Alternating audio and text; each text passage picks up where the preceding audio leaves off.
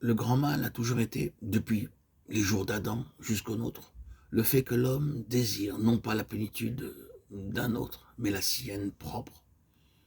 Il veut l'avoir en lui-même et non pas en un autre, cette plénitude.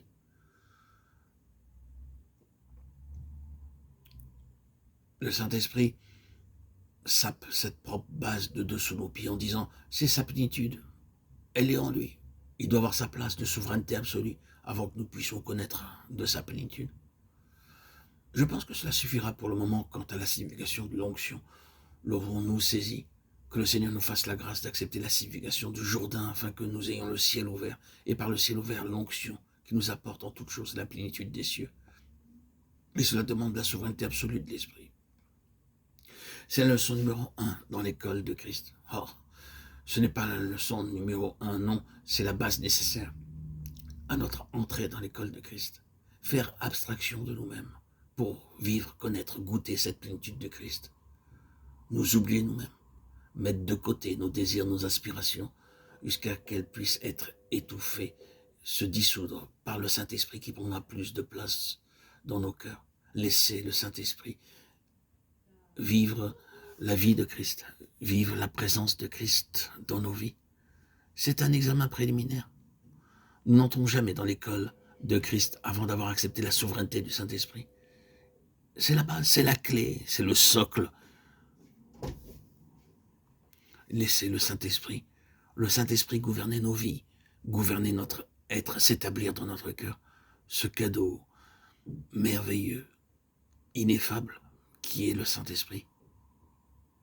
Dieu manifesté à travers le Saint-Esprit, par le Saint-Esprit, Dieu vivant. Laissons-le s'établir en nous. C'est pourquoi il y a tant d'enfants de Dieu qui n'avancent pas très loin dans la connaissance du Seigneur. Ils ont détourné leur regard du Saint-Esprit, qu'ils ont reçu à leur baptême, ou qu'ils ont reçu dans d'autres situations. Leur regard a été porté vers le monde. Ils ont été attirés par la distraction du monde. Et le Saint-Esprit s'est éteint, a été chassé.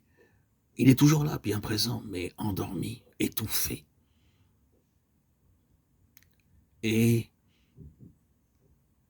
pour le faire revenir, le faire revivre, il faut accepter les implications de l'onction.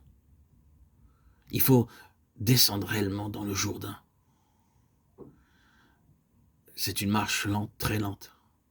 Et la connaissance de certains des enfants de Dieu est très pauvre.